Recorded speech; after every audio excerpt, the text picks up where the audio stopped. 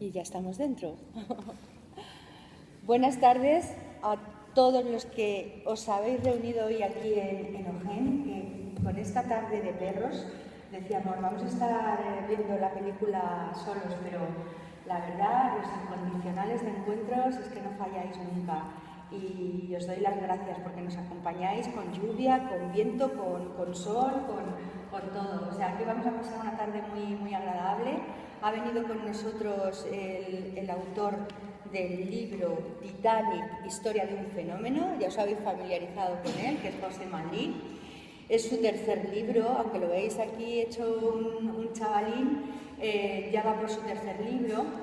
Y hemos querido, como no, en un ayuntamiento como es Ojén, que apuesta por la cultura al 100%, ahora estos días que estábamos en Fitur, era el ayuntamiento, todos llevaban, que presentaban lo que era su entorno, su ecosistema, tal.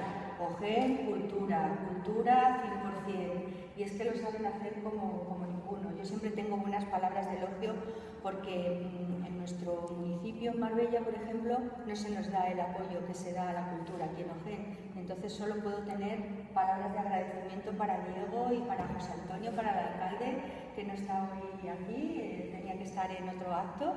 Y bueno, Diego, mil gracias. Gracias, buenas noches a todos, gracias por venir, como bien decía, con este tiempo tan malito, ¿no? Gracias a vosotros por acordaros de Ojén para cualquier acto que tengáis en relación con los temas de cultura y demás.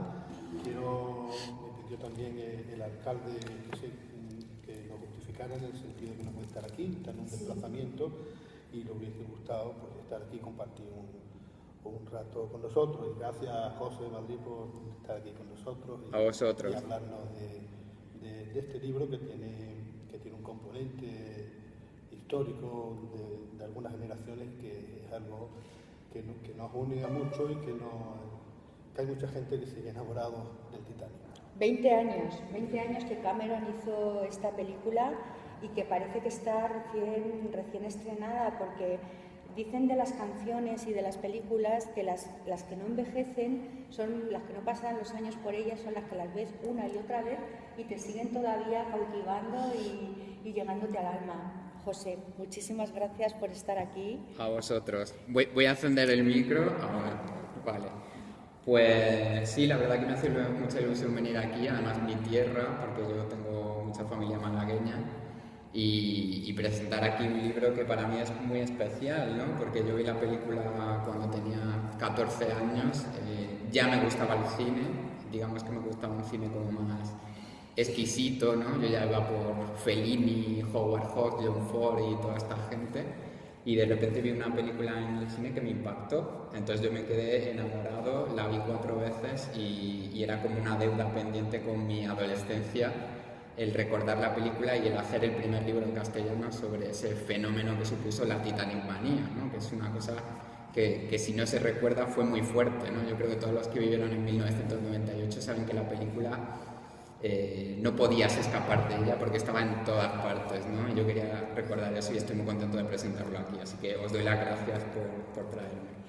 Le damos las gracias nosotros y hemos dividido este encuentro con 6 cortes de la película, porque los vamos a ir analizando y contando las anécdotas de cada uno de ellos.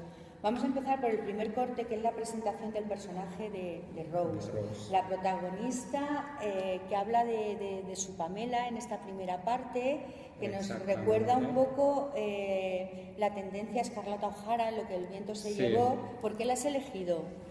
Pues he elegido esta primera, que es una presentación como muy espectacular, porque Rose sale de ese coche de época y vemos la Pamela, ¿no? De repente hay un picado ahí y aparece su cara, porque es como la necesidad que tiene Hollywood de espectacularizarlo todo, ¿no? Y es un poco lo que el viento se llevó, ¿no? En lo que el viento se llevó, la primera vez que aparecía Scarlett O'Hara también había un primer plano, ¿no? Y es para hacer cine espectáculo, ¿no? Cine del que ya no se hacía tampoco en los 90, ¿no? Porque en los 90 veíamos aliens, veíamos dinosaurios en Jurassic Park, veíamos otro tipo de películas, ¿no? Y de repente ese primer plano de Kate Winslet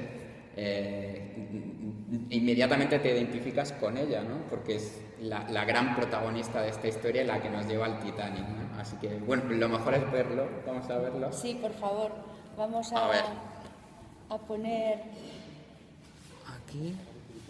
Sí, podemos bajar si queréis la luz un poquito y así lo vemos mucho mejor.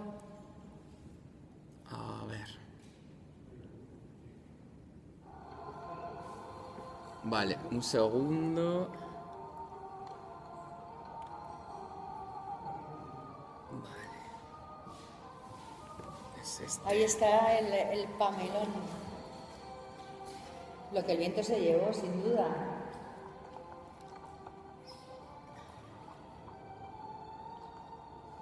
I don't see what all the fuss is about. It doesn't look any bigger than the Mauritania. You can be blasé about something, Charles, but not about Aquí se muestra cómo Cameron es un director muy moderno, muy tecnológico. Sí, a ver, precisamente por eso, ¿no? Porque aquí hay que tener en cuenta que la película se construye un plató en México gigantesco para rodarla. Nunca se había hecho algo así. De hecho, Fox casi se arruina con esta película, Fox y Paramount. Y claro, aquí se ve toda la pericia técnica, porque estamos viendo todo el decorado, estamos viendo el coche de época como el verdadero coche que iba en la bodega del Titanic. Y todo con una minuciosidad asombrosa, ¿no? De hecho, el barco estaba a babor y tenía que estar a babor, ¿no? Pero en el decorado estaba a estribor. Entonces, lo que hace James Cameron en secuencias como esta es que volteó la imagen en todas partes. Entonces, todos los letreros estaban al revés. Kate Winslet casi se vuelve loca porque todas las palabras estaban al revés y luego las viró. O sea, volteó la imagen para que fuese exactamente el lado en el que estaba el Titanic cuando partió de Southampton el 10 de abril de 1912, ¿no? Que es cuando partió. Y claro, aquí James Cameron demuestra toda la tecnología, ¿no? Desde pequeño era un apasionado de la tecnología, nunca te hubieras imaginado que se iba a enfrentar a una historia de amor y lo hace muy bien, ¿no? Y encima te presenta a la protagonista con ese primer plano y esa Pamela para que tú automáticamente te identifiques con ella. Y yo creo que es la clave de la película, ¿no? Del éxito de la película, que todo el mundo se identificó con esa chica y con lo que iba a vivir esa chica en la travesía del Titanic. Pero fíjate que estamos viendo a Kate Winslet como la protagonista, que no podía ser otra, pero no fue la primera opción de Cameron. Estaba pensando, como trascendió en la prensa, que Gwyneth Paltrow podría haber sido la Rose. Sí, lo que yo creo que es que hubo una especie de malinterpretación en cuanto a las actrices, porque Gwyneth Paltrow, por ejemplo, que es verdad lo que tú dices, que estaba entre las candidatas, rechazó el papel justamente porque le parecía poca cosa, ¿no? Ella no quería Rechazó estar... el papel, no sabía lo que estaba haciendo. Claro, ella no quería estar en una superproducción, que ya vemos lo que ha hecho Gwyneth Paltrow en estos 20 años, prácticamente nada, aparte de campañas publicitarias, ¿no? Pero sí es verdad que Kate Winslet se enamora del guión. El guión no tenía apenas diálogos, lo leyó junto a Emma Thompson en Sentido y Sensibilidad. Sí. Y le mandó hasta un ramo de rosas a James Cameron, que esto es muy cursi, y le dijo: soy tu Rose, tienes que apostar por mí, tienes que elegirme a mí, ¿no? Y entonces él dijo: bueno, a esta chica hay que hacerle pruebas, hay que ver cómo la encajamos en el papel, y al final fue ella, y a mí me encanta que fuese ella, sobre todo porque no responde al estereotipo de la típica chica guapa de Hollywood, ¿no? Es una chica como más rolliza, ¿no? Como que no es la figura de la típica chica sexy, y a mí me encanta que fuese así, que ella fuese la protagonista. Creo que es perfecta y creo que tiene una mirada que enseguida te enamoras de ella y enseguida quieres saber qué le va a ocurrir a lo largo de esos 4 días en el Titanic. O sea, que tú crees que, porque yo me pregunto, ¿qué tenía ella que no han tenido otras para ser esa gran diva? O sea, no con todo lo que has dicho basta, ¿no? Pues tiene lo mejor que puede tener una actriz, que es como si hiciera cine mudo, porque toda la fuerza de ella la tienes en la mirada, no hace falta los diálogos, que además en la película, quizás lo peor de la película son los diálogos, ¿no? Esos diálogos de si saltas tú, salto yo, y estas cosas como que son más de adolescente, ¿no? Pero ella tiene esa luz en la mirada y esa fuerza que tú sabes qué está pasándole, aunque ella no hable y aunque no tenga diálogos. Y yo creo que esa es la fuerza de Rose, y esa mezcla de melancolía que tiene el personaje, porque no puede llevar la vida que ella quiere, y a lo largo de esos 4 días, y gracias a Jack, a Leonardo DiCaprio, aprende cómo vivir su vida y aprende esa lección para el resto de su vida, ¿no? ¿Qué hizo ella para lograr el papel? ¿A qué tuvo que renunciar? Pues a muchas cosas, ¿no? A más de las que ella pensaba, porque ella lo cuenta mucho, ¿no? Ella tenía 21 años cuando se rueda la película, Leonardo DiCaprio tenía 22, y ella no era consciente de la magnitud de esta película, que estaba en la película más cara de la historia, ¿no? En una película cuyo rodaje dura 7 meses, se alarga en el tiempo y de repente hay rumores en la prensa sobre que va a ser un desastre, y cuando se estrena ella dice, bueno, pues a ver cómo sale esto, ¿no? Y de repente se encuentra con que la película se ha estrenado y sale a comprar el pan una mañana y todos los paparazzi están haciéndole fotos, ¿no? De repente se ha convertido con 21 años, 22 años que tenía cuando ya se estrenó, en una estrella, lo cual era absolutamente impresionante. Tuvo que renunciar a muchas cosas, sobre todo al modo de ver la profesión para hacer esta película.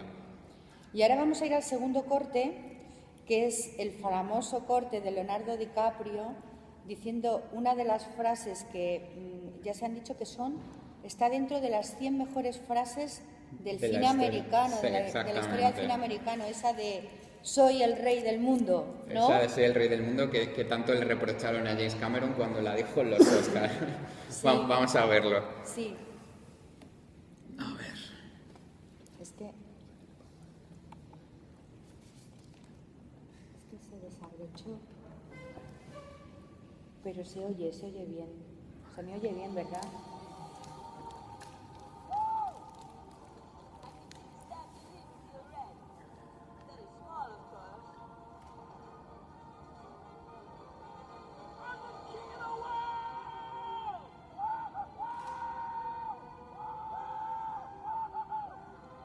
Era un crío, ¿eh? Era un crío. ¿Qué tenía esa frase de rompedora? Esa frase es muy obvia, ¿no? No vamos a decir que es una frase como de Ciudadano Kane, no del Padrino, porque en realidad es una frase muy facilona. Soy el rey del mundo, aquí estoy en el barco más caro del mundo y me siento así. Pero la cosa está que hay una leyenda que dice que fue a Leonardo DiCaprio al que se le ocurrió esa frase, ¿no? Y esa frase es muy importante en el contexto de la película, porque es la frase que James Cameron dijo cuando recogió el Oscar a Mejor Director.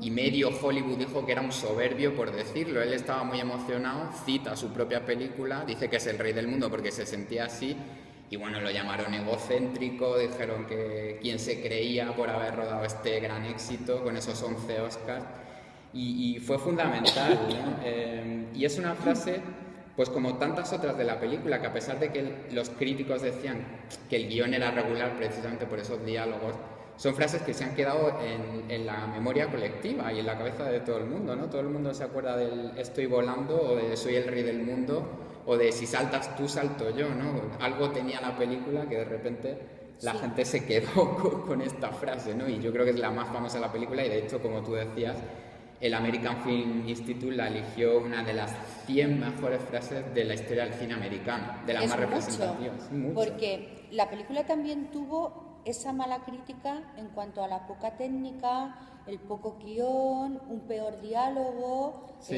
Esas fueron algunas de las críticas que tuvo esta película. Sí, sobre todo a raíz del éxito, ¿no? A mí es una cosa que siempre me hizo mucha gracia, porque la película parte con muy buenas críticas. De hecho, el New York Times dijo que era, pues la compara precisamente con Lo que el viento se llevó, y muchos críticos pues la pusieron por las nubes, pero de repente vieron colas en los cines, niñas de 14 años como locas que hacían fotos a la pantalla para fotografiar a Leonardo DiCaprio, que es una cosa real que yo ya la llegué a ver y de la que me acuerdo. 4 meses en el número 1, la película más taquillera de la historia, y entonces las críticas ya empezaron a ser regulares, ya se empezaron a fijar en el guión. De hecho, había una anécdota muy divertida que el director de Días de Cine, Antonio Gasset, hace un repaso por las mejores películas de ese año y dice, y entre las mejores no estará la historia del niño más guapo del barco y la aristócrata obesa. Esto que en la televisión de hoy no lo hubiera podido decir porque habría sido un escándalo, pero entonces lo dijo, ¿no? Imagínate. imagínate. Y es un poco pues lo que tú dices, ¿no? Esas críticas también con el diálogo, que quizá no son conscientes de que la película es un cuento de hadas. Yo la veo como un cuento de hadas y que tiene tanta fuerza visual que no hacen falta los diálogos. Es como una película muda. A ti te engancha automáticamente cuando la estás viendo y no te puedes escapar de eso, ¿no? Y me hace mucha gracia, pues eso, la hipocresía de la crítica, ¿no? De cuando algo tiene mucho éxito, digamos que intelectualmente está mal visto que nos guste. Y precisamente eso es lo que yo siempre he reivindicado con Titanic, ¿no? Que algo puede ser bueno y le puede gustar a las masas también. Y porque le guste a las masas no tiene por qué ser malo. La cámara sobrevuela lo que es el barco. Completo. Estamos hablando hace 20 años que no existía ni el 3D ni nada. Y esta toma costó $1 millón. Lo llamaban efectivamente el Tremendo. plano del $1 millón, sí, sí. Y además tiene menos ordenador de lo que la gente imagina. Es verdad que hay ordenador porque construyeron sobre todo una parte del transatlántico, pero está construido a escala real, a un 90% de cómo era el auténtico Titanic. Y es muy interesante porque, claro, la suma de los extras, de ese decorado enorme, de ese plano grúa, de ponerle humo a las chimeneas digitalmente, pues acabó costando $1 millón y es uno de los mejores planos de toda la película. Pero sobre todo lo que yo quería reivindicar con este plano es justamente que hay mucho decorado, ¿no? Que Titanic parece que es todo ordenador, pero es que hicieron el barco de verdad a un 90% del tamaño real en una playa de México. O sea, que se puede considerar una de las últimas superproducciones de Hollywood que se hicieron a la antigua usanza, pues como se hacía Ben-Hur, como se hacía Lo que el viento se llevó, como se hizo Cleopatra con Elizabeth Taylor, con esos grandes decorados que eran de verdad. Y yo creo que este plano es muy identificativo para verlo. Vamos a ir ahora al tercer corte, ese que Leonardo DiCaprio entra a la cena de primera clase, ¿no? ¿Qué nos cuenta en esta escena realmente Pues, DiCaprio, que apenas habla y está gestualizando en todo momento? Sí, y sobre todo os pido que os fijáis en esta parte de la película, lo digo también en el libro. Siempre se dijo en la crítica también, esto es una cosa para desmontarla, que Leonardo DiCaprio tenía un papel como poco interesante, ¿no? Él ha hecho muchos personajes como que tienen más enjundia y son más complejos que el de Titanic. Y yo siempre digo que no veo a otro actor en este papel, justamente porque a él le pasa lo que a Kate Winslet. Tú ves esta escena en la que entra todo arreglado en la cena de primera clase y tú sabes todo lo que está pasando por su cabeza sin que abra la boca, sin que diga un solo diálogo. Tú sabes si está asustado, si está impresionado con esa bóveda gigante, con esa escalera. Tú sabes todo lo que está pasando por su cabeza simplemente con ver su cara, ¿no? Entonces es una prueba de lo buen actor que era ya Leonardo DiCaprio con 22 años que tenía en la película. Era un niño prácticamente y yo creo que esa expresividad es impagable. Lo mismo que decía siempre Robert De Niro, ¿no? Quiten guión y déjenme que lo exprese con gestos. Exactamente, o sea, y además es que esa es la fuerza del cine. El cine es contar historias con imágenes y yo creo que es lo mejor, casi no recurrir ni a la palabra, ¿no? Cuando a ti te están contando algo solo con la cámara y tú lo estás viendo en pantalla. Yo creo que esta escena es perfecta para ilustrarlo. ¿Vamos a verla? Sí, vamos a verla. Sí, ¿se oye? No, estoy haciendo la pelo, pero da igual. Yo creo que la gente me oye bien. ¿Me oís bien, no? Vale.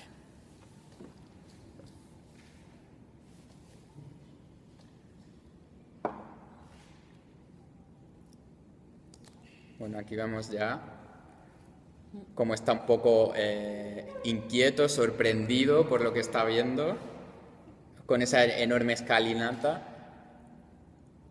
Es que pone el vello de gallina. Cuando lo Sí. ves y te imaginas, ¿verdad? Está impresionado, bueno, eso lo hace muy bien James Cameron mostrándolo aquí. La famosa escalinata. De primera clase. Aquí vemos cómo se recoloca la chaqueta. El reloj. Está como diciendo, bueno, puedo ser alguien importante porque estoy entrando en... Cómo va hablando a través de las imágenes, ¿no? Sí, sí, totalmente. Sí, gran narrador. A través de su rostro, o sea, estamos viendo todo lo que El diálogo. piensa. Está asustado, se pone erguido porque ve como que es como va la gente en el Titanic. Y qué endiabladamente guapo era, ¿eh? Que eso también ayuda. Bueno, yo recuerdo esta escena, por ejemplo, que las chicas que iban a ver la película, muchas chicas, pues lo que he dicho antes, se ponían a hacer fotos en el cine, ¿no? Porque eran otros tiempos, no había móviles a finales de los 90 y se ponían a hacer fotos en el cine porque se enamoraban prácticamente de Leonardo DiCaprio en esta secuencia, ¿no? Él no estaba muy convencido para este papel, ¿no? Kate Winslet le convenció. Sí, Leonardo DiCaprio hay que tener en cuenta de dónde venía, ¿no? Es hijo de un dibujante de cómics, había crecido en un ambiente contracultural, digamos, y entonces, claro, de repente se le ofrece hacer una superproducción de Hollywood cuando él había hecho, pues, de drogadicto, un poeta del siglo XIX, papeles como muy pequeños, le habían nominado al Oscar por hacer de disminuido psíquico, con 18 años, muy bien. Entonces, para él esto era como un paso atrás, es como, me he ganado una reputación como actor serio, torturado, con adolescentes problemáticos, y ahora tengo que hacer del héroe romántico de una película carísima. ¿Cómo voy a hacer esto, no? De hecho, le dijo a James Cameron que si le podía inventar algún trauma al personaje, y James Cameron le dijo que por ahí no pasaba, que el guión no se cambiaba y que el personaje se iba a quedar tal cual, porque él veía al personaje como un joven Gary Cooper, ¿no? Y bueno, yo creo que salió muy bien. Es Kate Winslet la que lo convenció en el Festival de Cannes, y gracias a ella está Leonardo DiCaprio en Titanic, pero Titanic estaba entre hacer Titanic y Boogie Nights, que es una historia sobre un actor porno de los años 70, o sea, no puede haber nada más contrario y antagónico a Titanic que Boogie Nights, ¿no? Y él casi hace Boogie Nights, pero al final hizo Titanic y bueno, se convirtió, y yo creo que para cualquiera que estuviera vivo en aquel año lo sabe, en la persona más famosa del mundo, porque hasta él mismo dijo que se había cansado de ver su cara en tantos pósters. No había póster de tu prima de 15 años o de cualquiera de esa edad donde no estuviese Leonardo DiCaprio, ¿no? Es muy curioso. Yo creo que por eso él tiene como una relación de amor-odio con la película, ¿no? Pero se dice que su personaje es un arquetipo, mientras el personaje de Rose va evolucionando, él siempre está estático, ¿no? Sí, y eso es bastante cierto, no tiene por qué ser malo, pero es verdad que el verdadero personaje tridimensional de la película es Kate Winslet, es Rose. Rose es la que inicia ese viaje esclavizada, entre comillas, por su madre y por su prometido, y a lo largo de esos 4 días pues acaba liberándose de esa cadena, y él es como el catalizador, la persona que hace que ella se libere, ¿no? Y por eso yo creo que el éxito de la película no solo fue que las chicas de 14 años se enamorasen de Leonardo DiCaprio, sino que las chicas se estaban identificando con Rose, porque estaban diciendo, yo quiero liberarme así, yo quiero llevar la vida de esta señora anciana que ha vivido toda su vida como ella quería, aunque fuese después de un hecho tan traumático como el hundimiento del Titanic.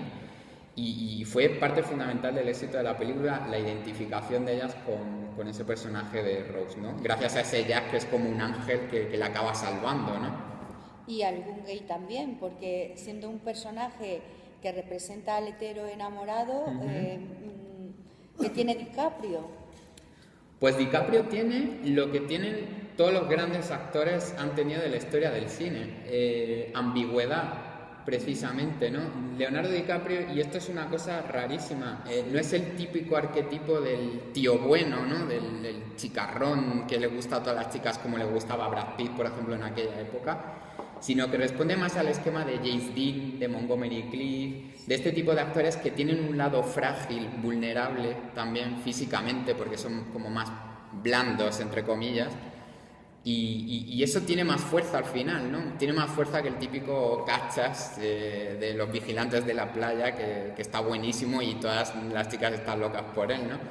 Y yo creo que ese fue el encanto de Leonardo DiCaprio, y por eso Leonardo DiCaprio, de hecho había chicos también, como tú decías, sí, que aseguraban que habían sentido lo que era enamorarse, y esto es muy fuerte, viendo esta película por primera vez. Eso es increíble, ¿no? Por eso yo creo que marcó tanto a una generación. Claro. ¿No te imaginas a otro actor en este papel?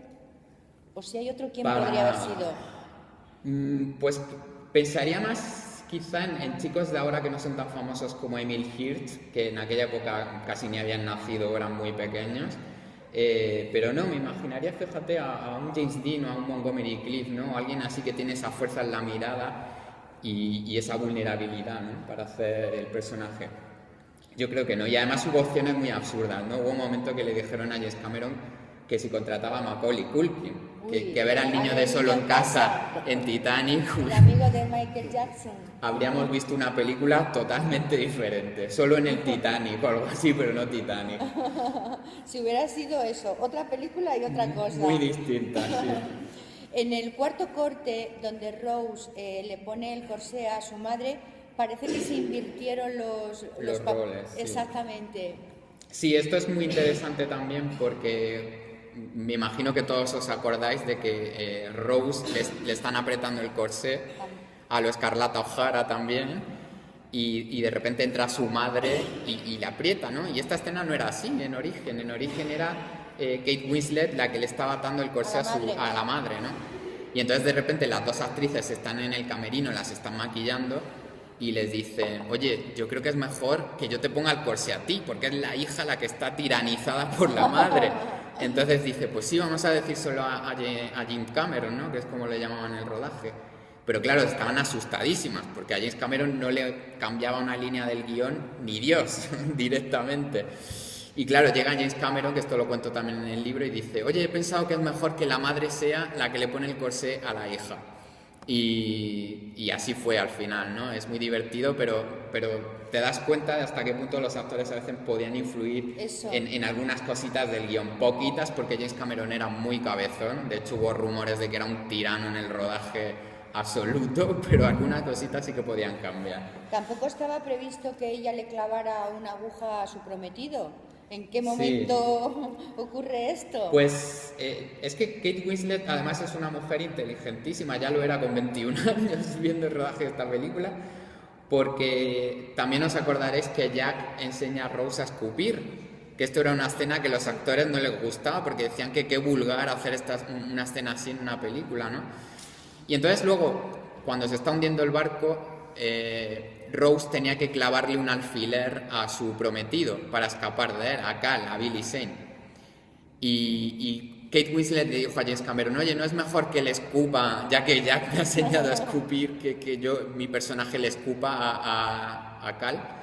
Y a James Cameron le dijo, pues mira, sí, me parece una gran idea y le tienes que escupir. Y entonces vemos ese escupitajo que le lanza de repente al malo de la película, que la gente, yo me acuerdo que en el cine se ponía a aplaudir y todo, porque tiene tanta fuerza la escena que se ponían a aplaudir. Total.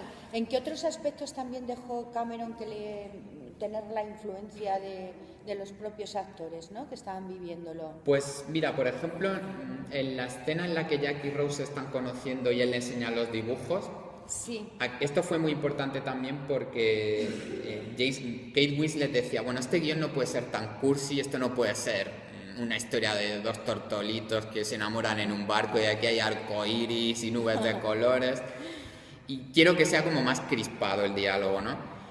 Y así fue, y en esa escena sí que les dejó meter baza. Lo que pasa que era una lucha diaria. Por ejemplo, ahí Leonardo DiCaprio se preparó mucho el papel, a pesar de que es un arquetipo, y investigó y vio que a los pasajeros del Titanic, que esto es una barbaridad que a mí me sorprendió mucho, disparaban a los delfines desde el barco en aquella época, que esto es una cosa que hoy no la haría nadie.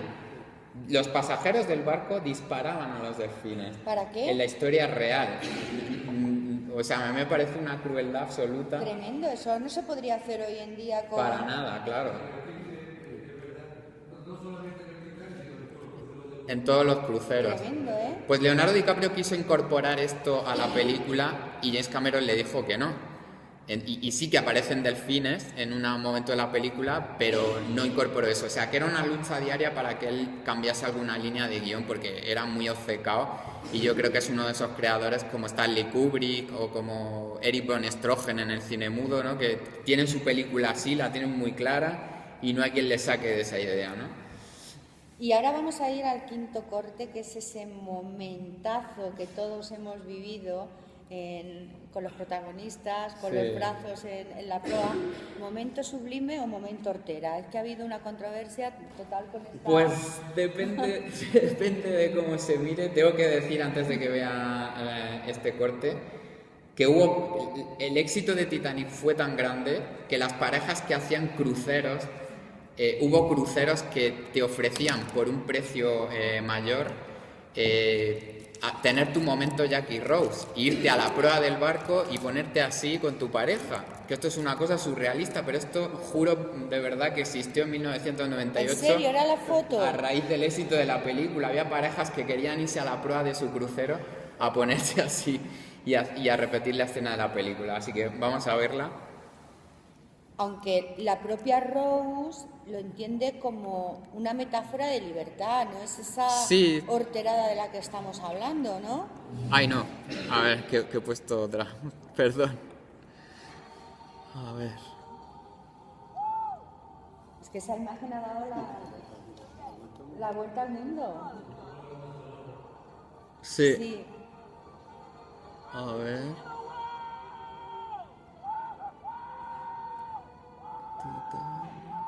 Es una imagen que está en la mente de todo, que es que aunque no la estamos viendo ahí, si tú, ¿cómo era la frase famosa?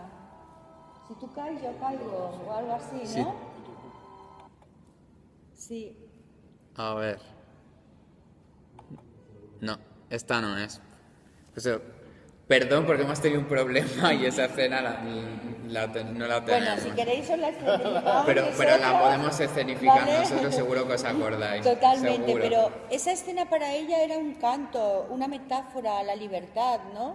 Sí, es una metáfora de libertad, ¿no? A mí me hace mucha gracia Juan Sanguino, que es un chico que me ha hecho el prólogo de este libro y que escribe en Vanity Fair y que es un apasionado de Titanic, que dice que James, la metáfora de que Rose es libre y abre los brazos en la proa del Titanic es muy evidente ya, pero James Cameron la refuerza haciéndole decir que estoy volando, Jack, ¿no? Como si el público no fuese lo suficientemente inteligente para entender que eso era ya una metáfora de libertad. Y lo que tú dices de si es una horterada, ¿no? Pues yo creo que Es algo kitsch. es un poco kitsch, ¿no? Es como esta que definían el kitsch como la glorificación del mal gusto, ¿no? Sí. Pero tiene ese componente como las grandes películas del pasado también, ¿no? Un poco de lo que el viento se llevó. Un poco de lo que el viene. viento se llevó, un poco de esa escena escarlata de adiós Zara. pongo por testigo, ¿no? Sí, es un poco eso, ¿no? Es un poco la película, la escena que cierra la mitad de la película y que, bueno, vemos pues como Escarlata O'Hara diciendo que a Dios pongo por testigo que jamás volveré a pasar hambre, ¿no? Es un poco eso, ¿no? Ese cielo, ese atardecer, todo como tan exagerado, como tan del cine de otra época, ¿no? Como si fuera en Technicolor, como en las películas antiguas. Y yo creo que por eso tiene mucha fuerza, ¿no? El público de los 90 no estaba acostumbrado a ver a un chico y una chica que se van a la proa de un barco, abren los brazos y ese atardecer que parece casi de mentira, ¿no? Y era de verdad, que es lo mejor, ¿no?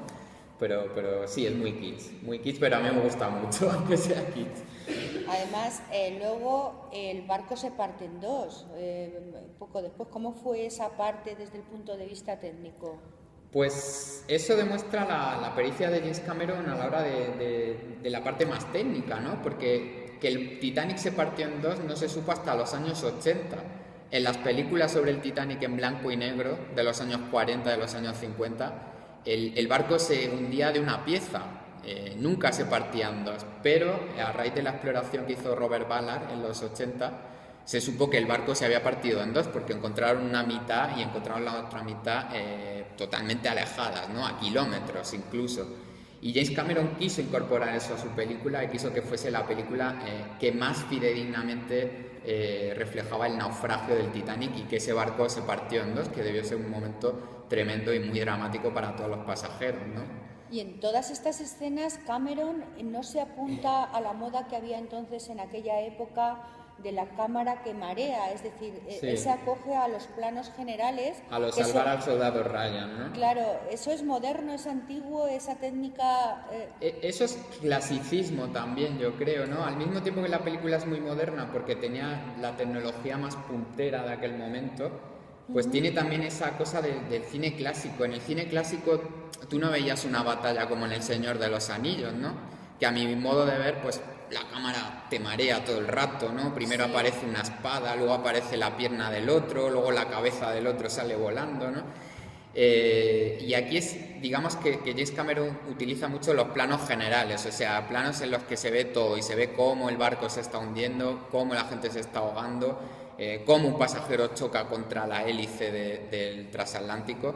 Y en eso, pues yo creo que mezcla la modernidad de la banda sonora de James Horner con el clasicismo del cine clásico. Pero esa escena sí que la podemos ver, la vamos a ver ahora. A ver. Esa es otra de las... Esta quizá mejor sin luz. Si alguien puede quitarnos la luz, por favor. Porque esta es la parte oscura del hundimiento. Aquí es cuando... Sí. Aquí vemos cómo se parte en dos. Fíjate, y es un plano fijo. Sí, un plano fijo y tiene movimiento. Son todos planos fijos y generales. Aquí estamos viendo lo que decía antes, ¿no? Son planos generales todo el rato, con algún corte, pero vemos ahí la hélice como cae encima del agua, que es espectacular. Todos los pasajeros. Y la cámara no nos está mareando, ¿no? Estamos viendo todo el momento lo que pasa de manera muy clara, ¿no? Y aquí vemos cómo se levantaba también, ¿no? Era tremenda esta escena, ¿no? Ya está. Era tremenda por eso, ¿no? Porque es impresionante ver lo que tuvo que pasar esa pobre gente que estaba a bordo de ese barco y vio cómo se partía de repente, ¿no? Y cómo de repente se vuelve a levantar como en 90 grados y se acaba hundiendo, ¿no? La emoción que tiene José, que se me ocurre así ahora la pregunta ahora, viene dada también al ser una historia real. Sí. A pesar de lo bueno que Cameron puso en esta película, al ser una historia real, la gente se está metiendo dentro de los personajes como una historia real. Quizá eso también le ha dado como más vida. Sí, totalmente. Y además yo creo que eso lleva a una parte del público también al cine, porque la gente quería sentir lo que era viajar en el Titanic y vivir cómo vivió la gente de 1912 ese naufragio. Y era la primera vez que lo podían hacer con esa tecnología puntera, y no es como en el cine clásico que parecía que estabas viendo una representación teatral. Aquí lo estabas viviendo de verdad. Y yo creo que era un elemento más, ¿no? Por eso yo digo siempre que la película la podía ver desde alguien de 8 años a alguien de 80, que es la grandeza de Titanic. Tiene algo para todo el mundo. Tiene amor, es una superproducción histórica, es una película de catástrofes, tiene acción. Y tiene también pues toda esa gente fanática de la historia que quiere ver cómo se está hundiendo el Titanic y lo quiere ver recreado fidedignamente, pues lo pudo ver aquí también. Sigue siendo una de las cintas más caras de la historia del cine. También Cameron dirigió Terminator 2, que es otra de las más caras. Siempre baraja los baremos. Y luego Avatar, que también fue muy cara. Sí, la verdad es que siempre le tenían un poquito de miedo los estudios, ¿no? De hecho, lo primero que le dijeron los gerifaltes de la Fox cuando les dijo que iba a hacer esta película, y dijo, voy a hacer Romeo y Julieta en un barco. Y le dijeron ellos, ¿cuánto te va a costar? ¿Cuánto nos va a costar? Y le dijo, 75 millones de dólares. La película costó 250. O sea, tremendo. Que se quedó muy corto, ¿no? Pero tiene todos los récords en todo, en taquilla, todos. En Oscar, en cara, en todo. Sí. O sea, no le ha faltado detalle, ¿no? No, es impresionante. O sea, en aquella época fue la película más cara, la más taquillera de la historia. Fue la primera en superar los 1.000 millones de dólares de recaudación. La única que igualó el récord de Ben-Hur con 11 Oscar. La banda sonora instrumental con la canción famosísima de Celine Dion más vendida de la historia. O sea, es la película de todos los récords, ¿no? Pero además con récords súper absurdos, ¿no? Yo me acuerdo que cuando la sacaron en vídeo, los videoclubs abrían a las 12 de la noche del día anterior del lanzamiento, ¿no? Y en Estados Unidos llegaban a decirle a la gente que el que llevase el trozo de hielo más grande le regalaban un alquiler. O sea, eran cosas absurdas de una magnitud tremenda, porque la película tuvo muchísimo éxito. Yo creo, sinceramente, y ahora que me lo ha mencionado Amparo, el éxito, que no vamos a volver a vivir en mucho tiempo un éxito así, porque ahora vemos las películas en Netflix, en HBO, en nuestra casa, pero ya no existe esa pasión de ir muchas veces al cine a ver lo mismo, porque la única forma de que tú vuelvas a ver Titanic, a vivir Titanic, es ir a verla al cine, ¿no?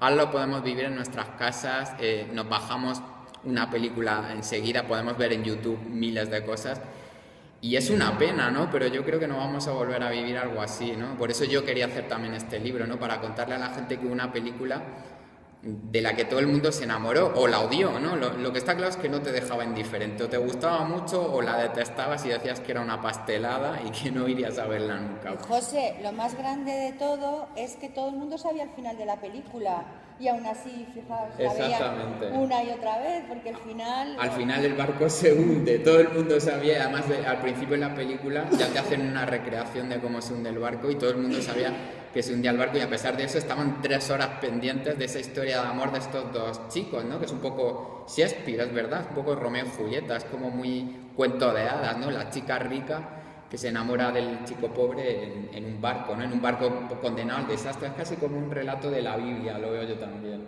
Sí, tiene alguna connotación bíblica también, sí, ¿no? como los mitos, como los mitos griegos, ¿no? Como una cosa tan básica, tan de cuento, que acaba llegando a todo el mundo, ¿no? De hecho, en Afganistán, por ejemplo, que os contaba, le contaba antes a Amparo, que hubo peinados que se llamaban Leonardo DiCaprio. En Afganistán estaba prohibida esta película. No querían películas de Hollywood. Y sin embargo, los chicos de Afganistán, de un país tan opuesto a Estados Unidos, querían llevar el mismo peinado que Jack Dawson en la película.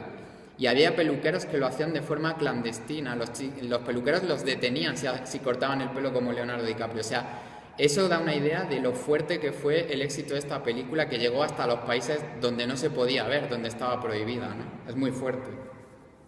Y ahora vamos a ir a ese sexto corte, que es el plano de la secuencia final. Aquí nos quieres hablar de la lírica romántica realmente de esta película, de la película, sí. ¿no? Yo creo que vamos a verlo y os voy contando. A ver.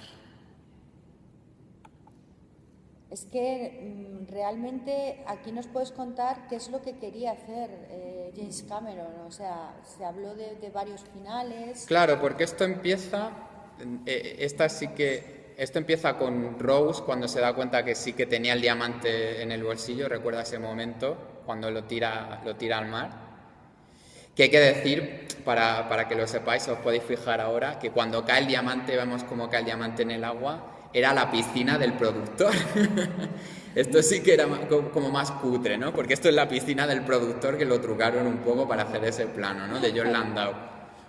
Pero bueno, vemos ese final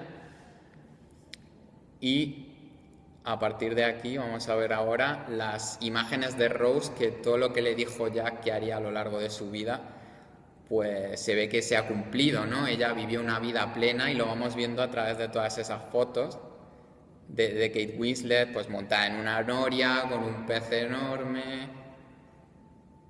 Y a partir de estos momentos, como dice Amparo, es un plano secuencia, o sea, no hay ningún corte, ¿no? Y yo os dejo decidir, a vosotros que lo estáis viendo ahora y que lo habéis visto a lo mejor miles de veces cuando hayáis visto la película, ese debate eterno de ¿muere Rose o está soñando, ¿no? James Cameron le han preguntado muchas veces si Rose estaba soñando o si muere en este momento, y él dice que nunca lo va a decir, que cada espectador piense lo que le dé la gana, pero que él no lo va a contar, ¿no? Pero es impresionante porque toda esa tendencia que tiene la película a llevarnos del presente al pasado, ¿no? Con esas transiciones, vemos de repente el barco oxidado y lo volvemos a ver nuevo otra vez. Aquí está perfecto, ¿no? Porque en el mismo plano estamos viendo cómo la cámara entra en los restos del Titanic y de repente todo vuelve a cobrar vida otra vez, ¿no? Y todo vuelve a estar como en 1912, claro. Esa imagen es bestial. Sí, esto mezcla de digital y el decorado real, ¿no? Y entonces estamos viendo todo desde el punto de vista de Rose. De repente ella se está volviendo a reencontrar con toda la gente que murió en el naufragio y él la está esperando en la escalera, y si os fijáis el reloj, no sé si se ve bien, está con la misma hora a la que se hundió el Titanic. las 2:10 es la hora a la que se, las 2:20, perdón, a la hora que se hundió el Me Titanic. sigue poniendo a mí la piel de gallina. Cuando Y de repente se dan un beso y el resto empieza a aplaudir y una especie de símbolo de eternidad porque la cámara gira hacia arriba como si fuera algo casi religioso y todo es blanco y José, ahí estarás- aquí acaba la película. Pero estarás de acuerdo que oímos la música por aquí, que sin la música de Celine Dion, es decir, no hubiera sido lo mismo esa escena.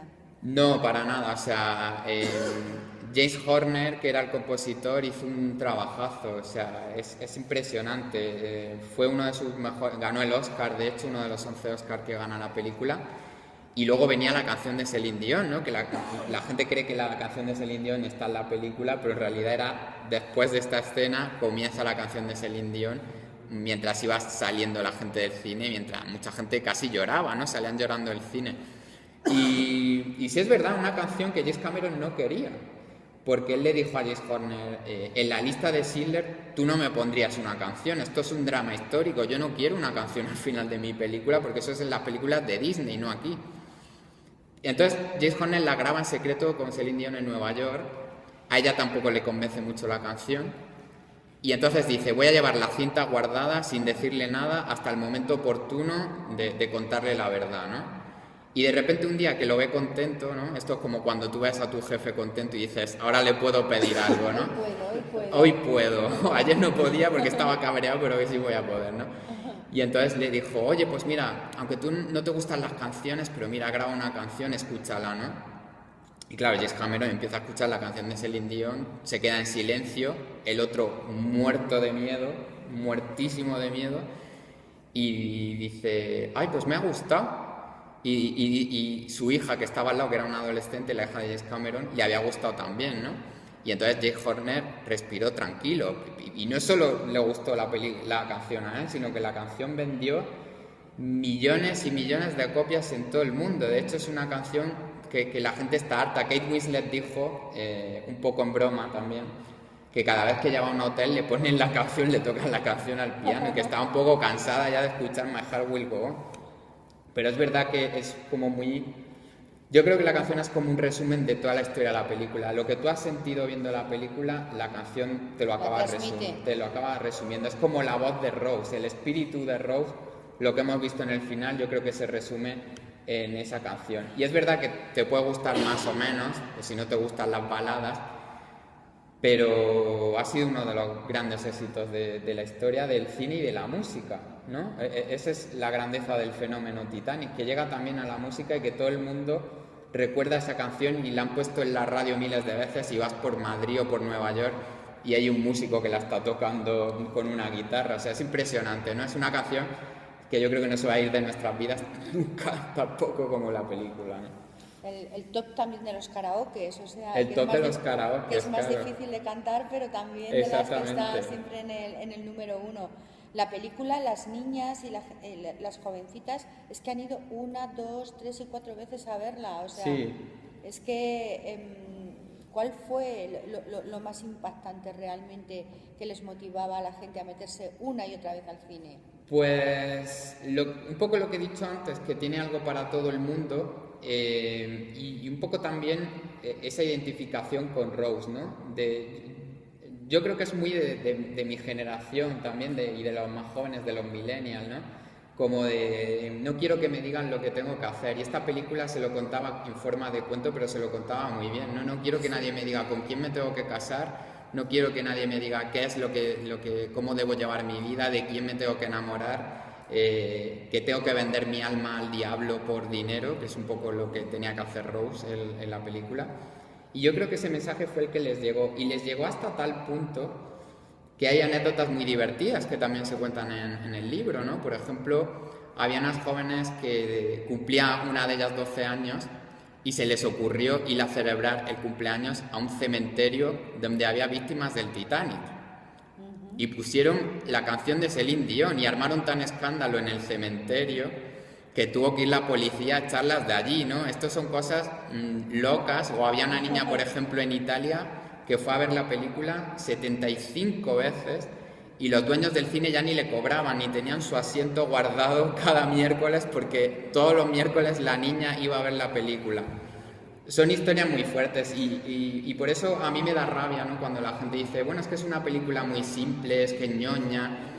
Algo tiene que tener esta película para que en chicas tan pequeñas, o en mí, por ejemplo, que yo por eso quería escribir este libro, ese libro que yo hubiera querido leer también, les impactase tanto. Algo tiene que tener esta película para que tuviese esa fuerza de arrastre para niñas que tenían 14, 15 años, ¿no? Y la quisieran ver una y otra vez. Y el final ayuda mucho.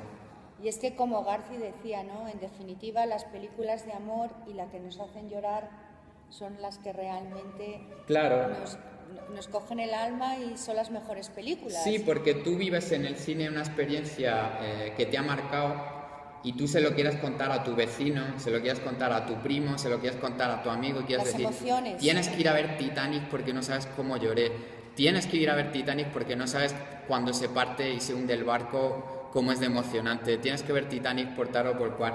Y entonces tú vuelves a verla y acompañas a tu vecino, a tu primo, a tu amigo, claro, y a tu padre y a todo el mundo, ¿no? José, un gran director para poder conseguir los momentos de emoción que realmente sean de emoción. Alguna vez en encuentros he contado yo una anécdota de Pedro Almodóvar, que en Tacones lejanos quería causar en una escena la lágrima y lo que provocaba era la risa. Entonces, yo que hice la gira con él, cuando pasó en Madrid y pasó en Barcelona, él se cabreó mucho y dijo, ahora en París, que fuimos a hacer el estreno allí los franceses me sabrán entender perfectamente la escena y llorarán. Y me acuerdo aún en la sala que los franceses eran un desternille total en la...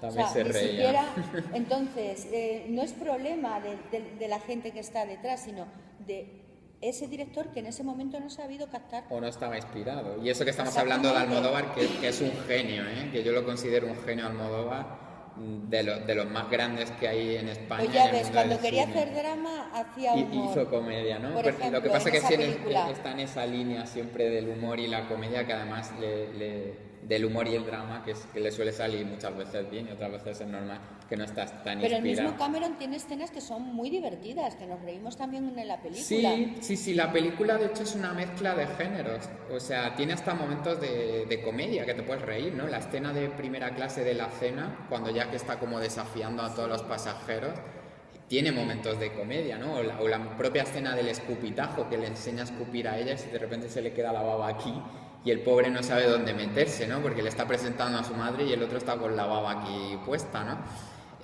Sí, es verdad que hay que manejarlo, no es tan fácil, ¿no? A mí me hace mucha gracia cuando la gente dice, pues este tipo de cosas que dicen con esta película, ¿no? Qué facilona, ¿no? Qué comercial, ¿no? Qué fácil, ¿no? La rica se enamora del pobre, una historia de amor. Pues a ver qué película harías tú, porque es muy difícil hacer este tipo de película, ¿no? Y es una película muy especial. Y hubo un momento en el que estaba muy mal visto, ¿no? Yo me acuerdo cuando empecé a estudiar comunicación audiovisual, que todos eran muy cinéfilos, ¿no? Y yo les decía pues que me gustaba Fellini, me gustaba Visconti, me gustaba Bardem, me gustaba Berlanga también, las películas de Berlanga, Bienvenido Mr. Marshall, El Verdugo. Y cuando yo llegaba a Titanic me daba como vergüenza, ¿no? Porque ponían una cara como Berlanga, Fellini, Titanic, ¿por qué te gusta Titanic, no? Y yo siempre he reivindicado esta película y yo creo que va a durar muchísimos años más, ¿no? Es la película que van a seguir viendo nuestros nietos, muchos años. ¿Por qué la anterior película de Titanic, que todas la recordamos en blanco y negro, no tuvo ninguna repercusión?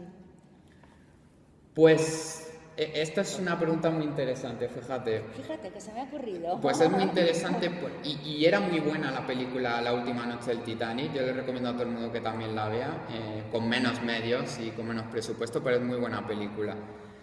Decía José Luis García que hay películas más anchas. ¿Y qué quiere decir esto?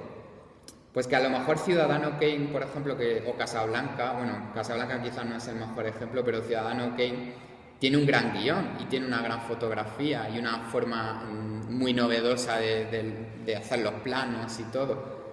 Pero hay películas más anchas y películas más anchas que es que a lo mejor Titanic no tiene un guión tan inteligente, pero es más ancha porque en la fotografía alcanza un nivel superior, porque está alcanzando un nivel superior en estructura del guión, no a Ciudadano Kane, sino me refiero en general, ¿no? Como que reúne tantos elementos que, como decía García, es una película más ancha, como Lo que el viento se llevó, como Ben-Hur.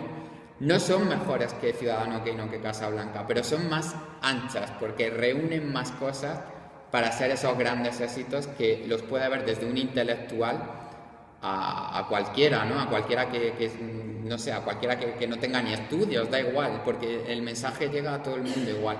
Y eso es muy difícil, es tan difícil hacer esta película como hacer Ciudadano Kane o hacer El Padrino, que se supone, y que son películas quizá más intelectuales, lo son, pero es tan difícil hacer esta película como esas otras. Pero esta es más ancha, que es la expresión de García que a mí me gusta mucho.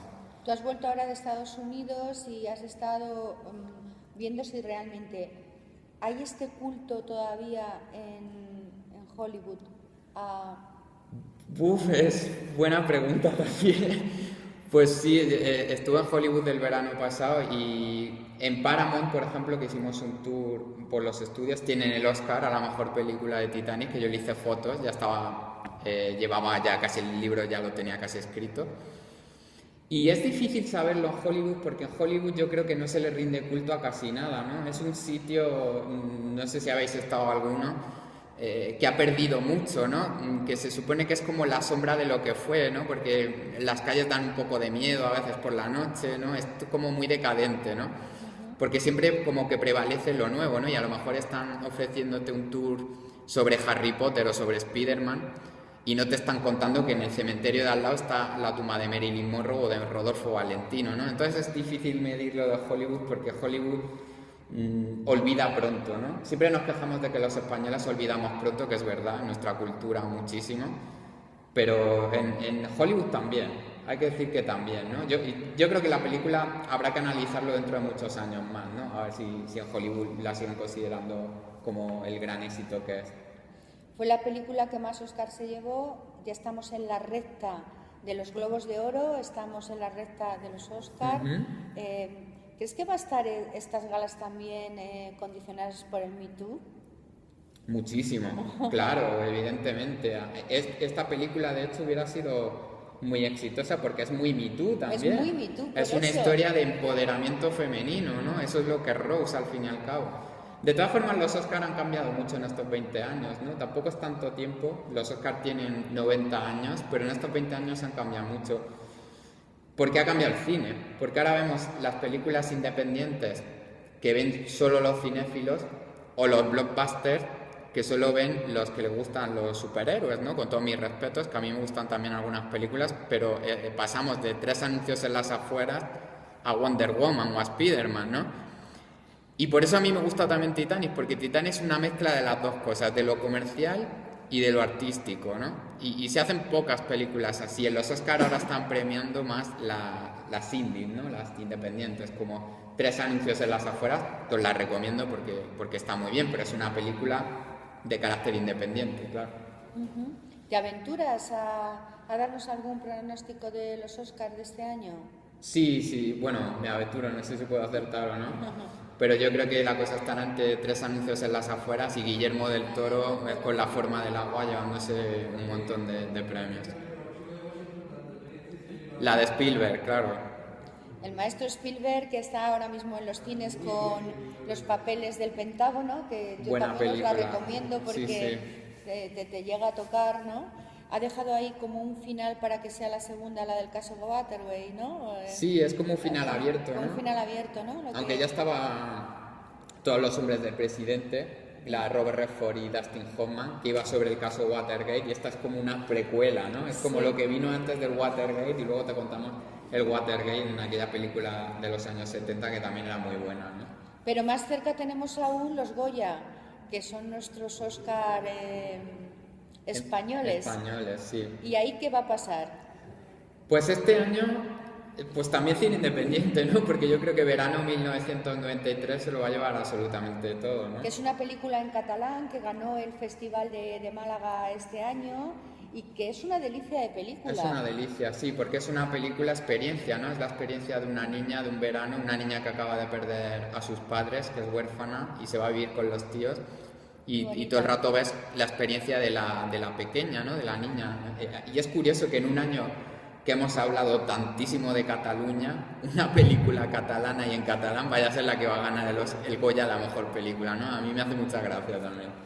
Veremos si no hay esa reticencia también, ¿no? Que muchas veces, a ver, la academia luego funciona de otra manera, tiene otros registros. Sí, es verdad que los Goya quizás están un poco politizados A eso en me estaba España, refiriendo. pero como también, pero siempre tenemos que mirar más allá, como también los Oscars también están muy politizados, ¿no? Porque de repente tú tienes el año pasado Moonlight y La La Land y acaba ganando Moonlight, porque tú quieres hacer justicia a ese racismo, ¿no? Y criticar ese racismo que está desde los orígenes de la historia de Estados Unidos. Entonces yo creo que sí es verdad que los premios de cine se han politizado quizá demasiado, ¿no? Fijaros, ¿os acordáis cuando en los Goya, cuando estaba el ministro Wert, la movida que hubo y tal? Sabéis que estuvo el otro día Durmi Uriarte en nuestros encuentros, la ex esposa del ministro Wert. Y en la cena me contaba que, dice, si la gente del cine supiera, y los que montaron aquella bronca, que probablemente José Ignacio es el mayor consumidor de cine español, fíjate.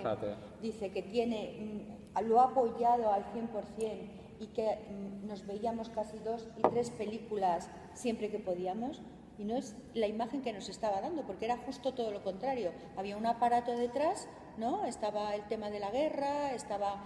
Y bueno, estaba muy politizado. Está muy politizado. De todas formas, sí que creo que sí que falta a veces apoyo político o institucional, quizá, ¿no? Los Reyes de España, con todos mis respetos, por supuesto, nunca les han invitado. Siempre les invitan todos los años a los Goya y todavía no han ido, ¿no? ¿Quién? La organización de los Goya siempre invita a los Reyes a que vayan a los Goya y no han ido una sola vez, ¿no? Yo creo que estaría bien que fueran para demostrar que apoyan también el cine español, ¿no? Bueno, igual va Trump este año a los... Yo no creo que se atreva a Trump a ir a los Oscars, ¿no? Porque saldría muy mal parado. En Hollywood no le tiene mucho cariño a Donald Trump, la verdad que no. Pues yo, si queréis hacer alguna pregunta de la película, estoy encantada de hacerle alguna pregunta a José, porque ahora quería que también contase. Él escribió el libro de Cecilia, ¿os acordáis de Cecilia, la cantante, que fue ahora su aniversario hace muy poco tiempo y le han hecho un homenaje? Concierto homenaje. Fantástico, sí, Ana Belén y tal. Y él hizo su biografía, sabe mucho del tema de Cecilia, ahora que ha sido su aniversario. También hace poco le hicieron entrevistas por el tema.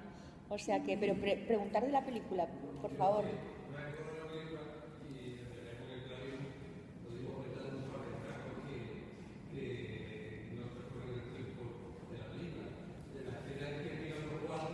Sí.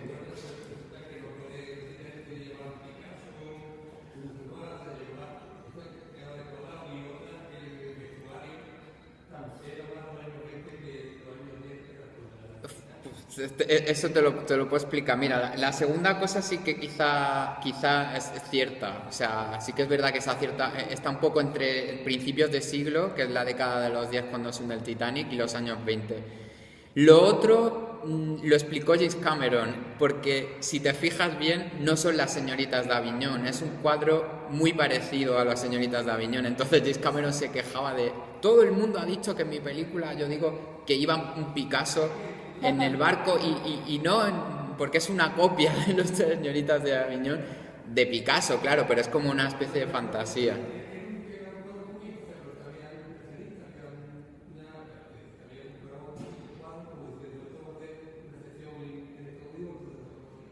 Sí.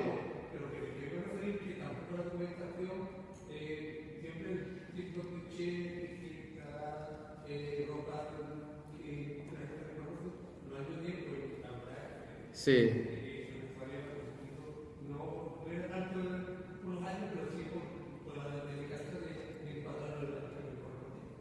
Sí, sí, sí.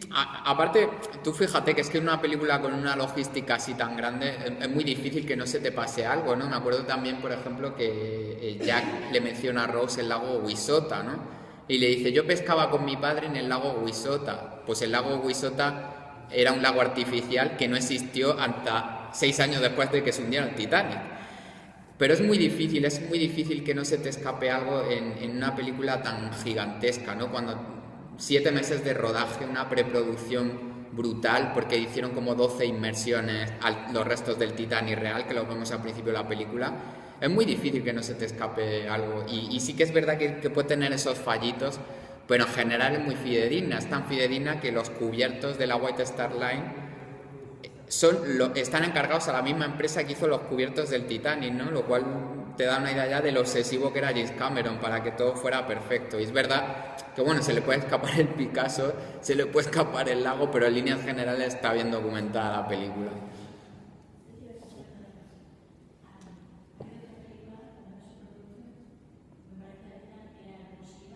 Sí.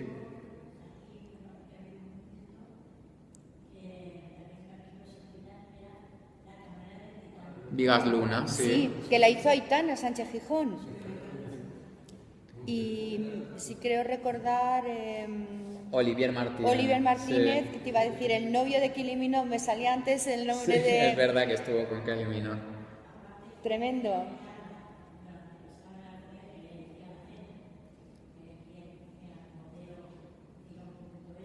Sí.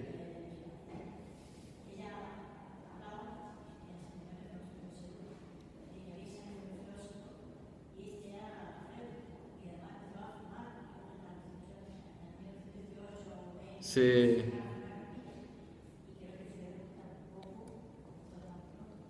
Sí, eso es verdad, es totalmente cierto. Además, el actor que dice la frase, ¿no?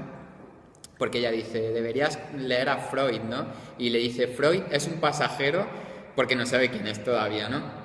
Yo creo que James Cameron lo que quería mostrar ahí, que puede interpretarse como un error, porque es verdad que Freud todavía no era lo que fue después, es como que Rose iba más allá de la gente de su clase, ¿no? Se supone que la gente de su clase que viaja en primera clase en ese barco, pues es como... es un poco cliché en realidad, rica, aburrida, como que le interesa más la apariencia que leer libros o que interesarse por la pintura, ¿no?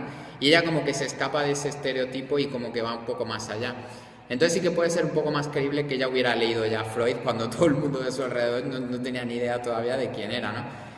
Pero sí que es verdad que esos detallitos en el guión sí que los podía meter James Cameron, pero lo contaba él mismo, ¿no? Decía que la película lo que tiene que tener es verosimilitud y que sea creíble, ¿no? Luego mete momentos como muy de cuento de hadas, ¿no? Para que se ajusten más, digamos, para que se ajusten al espectador de los 90, ¿no? Para que un espectador de los 90 también pueda identificarse con esa historia y quizá por eso está llena de esos detallitos, ¿no? Que dices, Freud no fue tan famoso hasta finales de esa década, ¿no? Pero quizá Rose ya lo había leído porque ella se escapa un poco al cliché de su clase, ¿no? Y yo creo que esa era la intención de James Cameron. ¿Te has visto muchos documentales con los personajes auténticos de Titanic? Pues curiosamente no, fíjate, aquí voy a ser sincero, a ver... ¿Y qué mala soy? Porque yo siempre quise escribir sobre la película como fenómeno cinematográfico y como algo como el cine, ¿no? Me interesaba más la película y cómo se parece a Hollywood clásico que el propio naufragio. Sí que es verdad que sé cosas del naufragio, bastantes, y algún documental sí que he visto, pero no soy un experto en el naufragio, ¿no? Soy más experto, digamos, en la película, ¿no? Y en cómo la película recrea ese acontecimiento y se convierte en un fenómeno social, y en cómo la película se parece tanto al Hollywood de antes, ¿no? Es increíble, ¿no? Porque parece que estamos viendo otra vez esas viejas películas, Duelo al Sol, Lo que el viento se llevó, esas películas que veían nuestros abuelos, nuestros padres, y que yo creo que esta es la digna heredera de ese tipo de cine. Pero es verdad que me interesaba siempre más cuando era pequeño la ficción que la realidad. Sí. Además siempre he sido... A mí me gusta mucho el cine, cuanto menos Yo creo que el cine al final siempre es una ficción, ¿no? Y eso que dicen que es mejor que sea realista, pues chicos, yo la realidad ya la tengo en mi día a día, en la calle, y me gusta que me cuenten un cuento cuando voy al cine. Quizá también por eso me gusta tanto Titanic, ¿no? ¿Y eso de la maldición que cayó en sus personajes? Bueno, quizá en el momento justo posterior de la película, ¿no? Porque La playa, por ejemplo, que fue el siguiente proyecto de Leonardo DiCaprio ya como estrella, después de La máscara de hierro, que esa ya la había hecho antes de que se estrenara Titanic, y luego se estrena La playa, pues fue un batacazo, pero porque le tenían ganas también, ¿no? Porque decían, ¿dónde va este niñato tan famoso con 20 y pocos años? Esta película es una porquería y demás. Y sí que en ese plazo de tiempo también Kate Winslet elige papeles más pequeñitos, James Cameron no rueda ninguna película hasta 2009, hasta Avatar, pero les vino muy bien y ellos lo reconocen porque Leonardo DiCaprio es el actor fetiche de Scorsese, ha hecho El aviador, ha hecho El lobo de Wall Street, ha hecho El renacido por la que ha ganado por fin el Oscar, Kate Winslet hizo El lector, Olvídate de mí. Los dos, muchas veces cuando lees críticas de cine, los llaman los mejores actores de su generación. Revolutionary Road, Genial la película. que es genial, Es genial. que Es tremenda. que es para no verla en un día triste porque te hunde la vida directamente. Tienes que estar preparado. Tienes que estar preparado para verla, sí señor.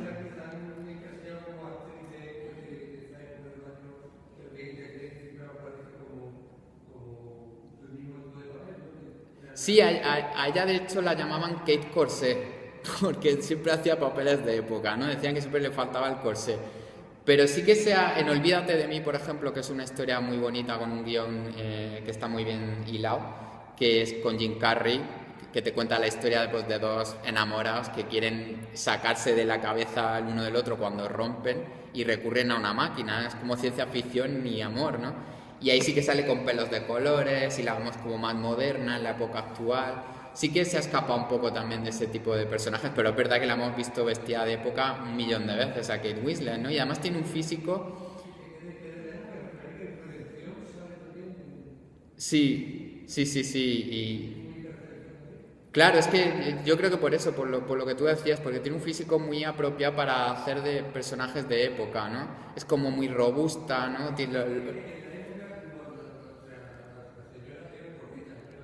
Sí, aunque yo creo que la mitad de esos artículos que se hicieron hablando de su peso en 2017-18 con el Me Too no los podrían haber escrito, pero sí, en aquella época se habló quizá demasiado de su peso, ¿no? A mí me parece un poco absurdo también, ¿no? Cada cual que pese lo que quiera y a mí me parece maravilloso.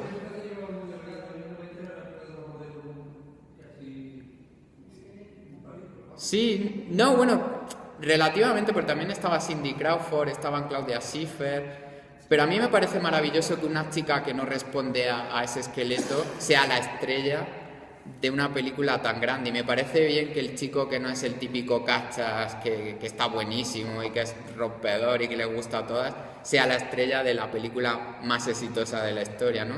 Yo creo que hasta en eso, todo el mundo que dice que qué típica es Titanic, pues también se sale del estereotipo porque sus protagonistas no tienen nada que ver con el rol de estrella tradicional, ninguno de los dos.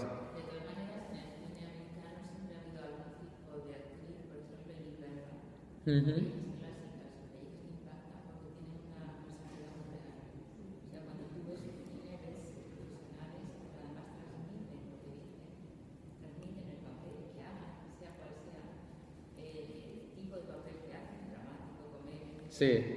Sí, claro, siempre.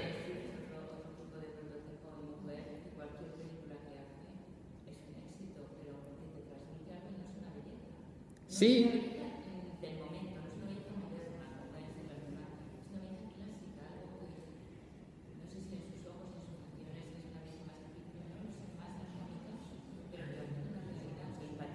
Y que te emociona, claro. Habla un poco más fuerte, Mar, que te oigan todos, venga. Esta película, a mí me gusta mucho el cine, pero esta película en sí no fue una de las que me encantó verlas. Me gustó mucho el inicio de la película, el hecho de que fuera autobiográfica, las canciones que tiene Rose cuando tiene una edad, cómo cuenta Me encantó cuando empieza la historia, es real, o sea, cuando ya empieza con la época y tal, me sacó un poco de la película. Ahora entiendo algunos prototipos y realmente entiendo el arquetipo de Leonardo, un chico tan joven, con una persona que para mí no es la negresa, sino un poco la estructura, la estructura que tenía Rose como papel, pues parece que no encaja. Sin embargo, yo lo que veo aquí con Cameron es que lo que quiso con Leonardo DiCaprio es reflejar la ruptura de estructuras a través de la fuerza de la juventud de Leonardo DiCaprio. O sea, que uno es rebelde cuando tiene una determinada edad, incluso puede salir de la estructura y luego además lo identifica con una clase un poco más baja que parece que es más pícara, Sí. más, como más divertida, Sí. ¿no? Porque no tiene todo tan conseguido como las clases un poco más Ujú. de abrigo, más de Acomodadas, sí. parece que todo es más fácil y al final es más aburrido porque no tienen nada que hacer por ellos mismos, todos lo han hecho. Entonces este es un chico como que viene de una estructura que a esta chica le saca un poco de las casillas y consigue rebelarse contra las situaciones de la mujer en aquella época. Porque Sí. verdaderamente capta a muchos adolescentes, por lo que veo. Porque tú lo que me estás diciendo es que el público se enamora de Leonardo con 14, 15, 17, efectivamente, porque es un chico joven. Es un chico que a estas chicas les va. A mí me llegó más tarde de esa edad y lo veía como con una distancia. Sin embargo, la película es una película majestática, o sea, majestuosa, es una superproducción. Sí, es muy interesante eso que dices de la estructura de clases y de cómo lo refleja aquí, que quizá es un poco cliché, ¿no? O está muy estereotipado, ¿no? Porque son todo como arquetipos, es lo que yo digo, que yo la veo como una fábula, porque eso mismo lo vio más gente, ¿no? Yo me acuerdo que el presidente de China dijo que le gustaba la película porque le parecía que estaba muy claro el mensaje marxista, ¿no? Que claro, tú decías, bueno, se ha pasado un poco, ¿no? Porque el marxismo, el comunismo en una película que cuesta 250 millones de dólares, yo tampoco lo veo, ¿no? Sinceramente. Pero sí que es verdad que intentó reflejar esa estructura de clases. Y a lo mejor se pasa cargando las tintas porque vemos como a los pobres que están de fiesta en tercera clase, que están bailando y que se lo están pasando genial, y los otros están arriba fumando puros, es un aburrimiento, ¿no? La propia vida. Claro, y también lo lleva mucho con la edad, porque si te das cuenta, el prometido de Rose tiene como 30 años más o menos, y el otro es un chico en la película de 18, ¿no? Entonces esa energía de la juventud que identifica también con la pobreza, ¿no? Hay una anécdota muy divertida, ¿no? Que siempre dice Juan, que lo estoy mencionando mucho porque es el chico que me ha hecho el prólogo, que le hace mucha gracia a Titanic, ¿no? Incluso para criticarla a veces, ¿no? Dice que Titanic, el mensaje que te lanza es que ser pobre es lo mejor que te puede pasar en la vida, ¿no? Y con perdón, que los pobres follan mejor, decía él también, ¿no? Que los ricos, ¿no? O sea, porque James Cameron realmente es verdad que te está contando un cuento, sin embargo yo no creo que el mensaje sea tan obvio a veces, ¿no? Es verdad lo que tú has dicho, ¿no? Que es un poco... La sutileza está precisamente ahí, ¿no? Que voy a elegir un protagonista joven, ¿no? Voy a identificar esa juventud con una clase más desfavorecida, pero que es como más abierta. Y luego otra cosa que es muy importante, hablando de esa estructura, es que a muchos británicos no les gustó Titanic, porque esta película representa también el fin de la aristocracia europea, ¿no? Está defendiendo todo el rato al norteamericano. O sea, el barco se hunde y con él se hunde un tipo de sociedad. Y Rose llega a Nueva York y ve la Estatua de la Libertad y llega al país, digamos, guay. Y Norteamérica, y en aquella época, sobre todo a principios del siglo XX, se identificaba mucho con el proletariado, porque era el país del pueblo, ¿no? Era el pueblo, eran los pioneros los que los construyeron, claro. Claro, exactamente. El sueño americano era la gente que no tenía nada y que llegaba a aquel país y empezaba desde cero, ¿no? Y los otros son los rancios que vienen de Europa, de una sociedad mucho más acomodada, con sus reglas, como muy estrictas, y que no se abren a ese nuevo mundo, ¿no? Entonces es verdad, es muy interesante que también tiene un punto de vista la película muy norteamericano, ¿no? El hundimiento del Titanic es como el fin de esa clase alta europea, y de ese barco que nunca llega a Estados Unidos, pero los supervivientes llegan a Estados Unidos, que es como el país en el que van a empezar de cero, como empieza ella de cero El también. sueño aquí. americano, El sueño definitiva. americano, y por eso ve la Estatua de la Libertad al final de la película. Claro. ¿Qué pasó con Leonardo DiCaprio después? Porque para mi entender, él cambió totalmente su forma física, cosa que a mí me ha gustado más en las películas Sí. de después. La madurez de Leonardo Ujú. DiCaprio es como muy intensa. como En el más Renacido, real. por ejemplo. Y después de tener esa apariencia, para mí que fue como un revulsivo para él en Titanic, porque le Sí. porque él ya su físico lo desplazó. Es de los pocos actores de Hollywood que no parece que se haya quedado en el estereotipo De chico guapo. de chico guapo, sino que ha madurado en sus facciones, engordó, se hizo como más varonil. O sea, Sí. siguió una prestancia, creo yo. No sé si fue Sí, como que su proyección interior también le acompañara en su Sí. físico, ¿no? Es como si hubiera hecho otro camino. Sí, es un poco pues lo que le decía Amparo antes, ¿no? Que Leonardo DiCaprio tiene una relación de amor-odio con esta película, claramente. Es la película que le da todas las oportunidades del mundo, pero que también lo convirtió en un cliché, y hay que verlo desde su punto de vista, ¿no? Un chico que es hijo de un dibujante de cómics underground, que ha hecho personajes de drogadicto, de adolescentes torturados, personajes incluso históricos como Rimbaud, el poeta, ¿no? Y de repente se mete en este papel, le gusta la película obviamente, pero la gente tiene una imagen de él que no se correspondía con lo que él quería ser, porque estaba en los dormitorios de todas las quinceañeras de todo el mundo, y él no quería eso, él quería ser un actor que lo valorasen como actor, ¿no? Entonces sí que tiene una relación de amor-odio, hasta tal punto, fíjate, eso lo contaba también en el libro, que hubo un reestreno en 3D de esta película hace 5 años casi 6, y él no acudió.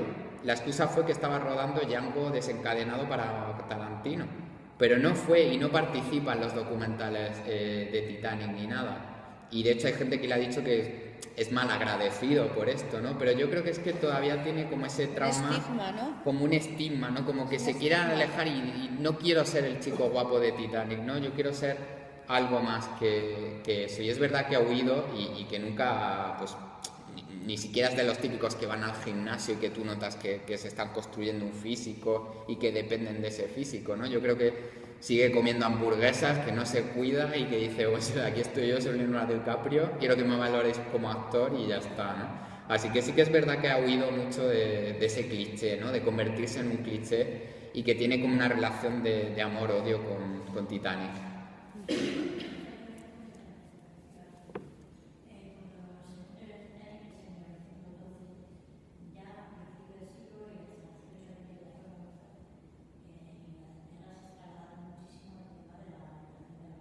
Uh-huh.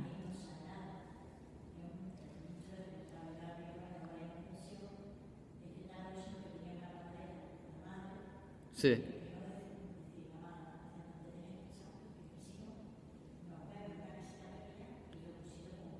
Sí.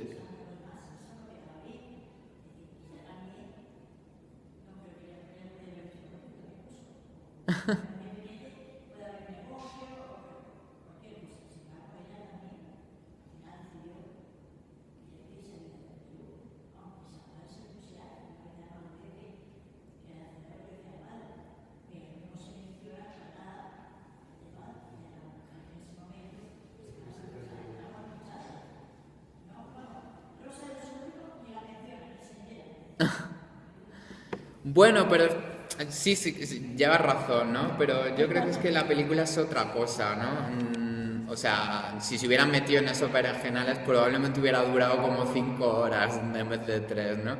Pero yo sí que creo... También el problema es lo que decía un poco antes, ¿no? Que había también que hacer que las niñas de los años 90 o el espectador de los años 90 entendiese esta historia, ¿no? Exactamente igual que estaban entendiendo el girl power de las Spice Girls, que estaban muy de moda también en aquella época, ¿no? Las Spice Girls vienen justo antes y son un grupo prefabricado y todo, pero tenían ese mensaje, ¿no? Entonces yo creo que había que llegar también a ese tipo de público, ¿no? Y sí, bueno, yo desde mi punto de vista yo creo que la liberación de Rose aunque no, quizá no siga todos los patrones y se mencionen todos los acontecimientos y las cuestiones sociales que había en aquella época, pero sí que está bastante bien representada, ¿no? Desde el punto de vista de la fábula, ¿no? De lo que he dicho antes, ¿no? Porque al fin y al cabo para mí Titanic no deja de ser, es una fábula, un cuento. Entonces se reduce al arquetipo, ¿no? Yo creo que si hubiese metido en cuestiones más sociales de esa época, más políticas quizá, sería otro tipo de película, ¿no? Quizá no habría llegado a todo el mundo, ¿no? Es un poco lo que decía Roger Ebert. Roger Ebert, que era un crítico de Estados Unidos muy bueno, siempre decía que uno no se gasta 250 millones de dólares para reinventar la rueda, ¿no? Es una frase literal de una crítica de Titanic, ¿no? Entonces sí que al final te tienes que doblegar un poco, ese dineral te hace querer llegar y obligarte a querer llegar a todo tipo de públicos, y probablemente con ese tipo de cuestiones no habrían llegado, ¿no? Yo creo que esa es la razón. ¿Alguna pregunta más? Bueno, José, Pues- una preguntilla, no una preguntilla, sino un comentario. La repercusión generacional que ha tenido, hablo de la película, creo que había más bien una repercusión mental, porque gente de esta época, cuando se sube en un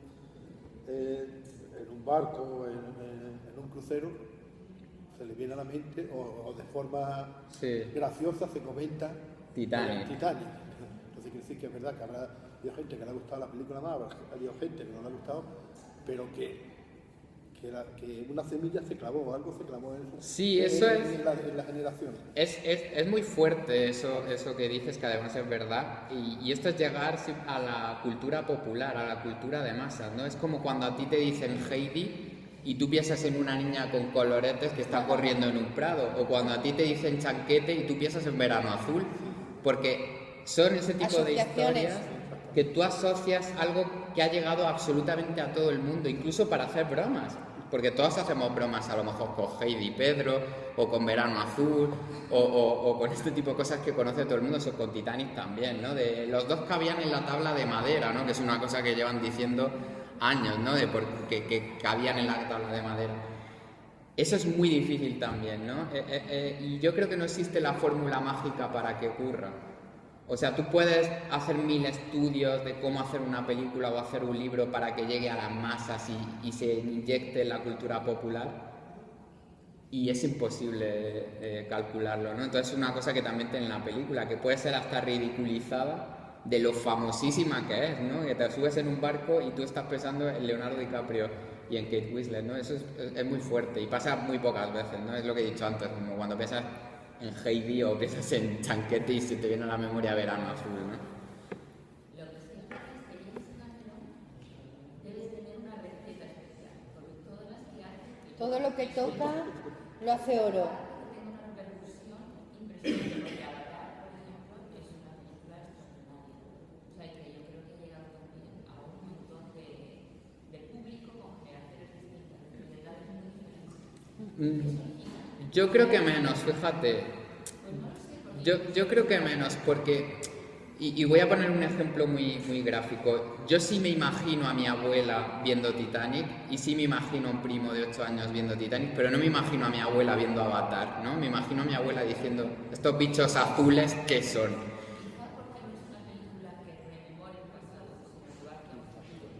Claro, porque yo creo que porque se ajusta más a un género, ¿no? Porque hay películas como que es verdad que Avatar también tiene el componente romántico, ¿no? Y tiene el componente Sí, pero de otra manera. de otra forma, ¿no? De Incluso, otra manera. incluso histórico raramente, aunque no sea historia, porque son como los colonizadores llegando a otro mundo, invadiéndolo, colonizándolo. Luego ¿no? silencio, por favor, porque Pero- seguimos hablando, ¿vale? Por favor. Pero no creo que tenga ese alcance universal, quizá porque se ajusta más a lo que es la ciencia ficción, y entonces eso sí que te acaba reduciendo el público, ¿no? Es como Harry Potter o El Señor de los Anillos, que son películas que conoce todo el mundo, que han tenido muchísimo éxito, pero vuelvo a poner el mismo ejemplo. Yo no me imagino a mi abuela viendo El Señor de los Anillos ni viendo Harry Potter.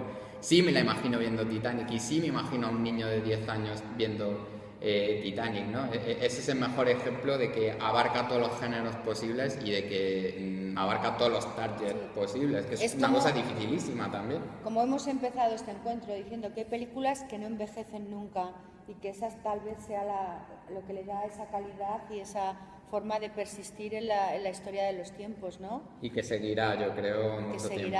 Ahí. Mucho tiempo más. Y además con mejor fama de la que tiene ahora muchas veces, ¿no? Que ahora todavía hay gente que dice, bueno, qué pastelón, no sé qué.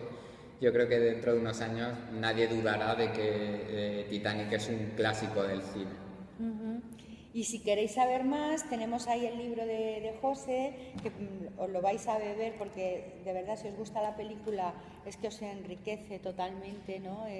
Veréis otra vez la película y la veréis de diferente manera leyendo el libro, porque vais a percibir eso, todos los matices que José ha sabido captar. Y yo solo daros las gracias por haber venido, por estar aquí, por estar siempre apoyando encuentros, a José que se ha cogido un avión esta mañana desde Madrid para estar aquí. Yo encantado. Y a Diego por acogernos de nuevo. Muchísimas gracias por todo. Gracias.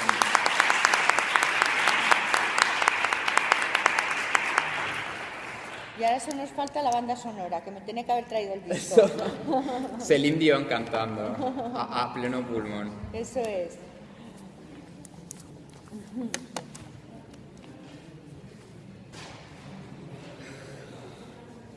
Pues nada, muy bien. Bueno, siempre tengo la sensación de que hablo un montón. No, porque fenomenal. Fenomenal. Ahora me lo tienes que firmar a mí. ¿Qué? El librito.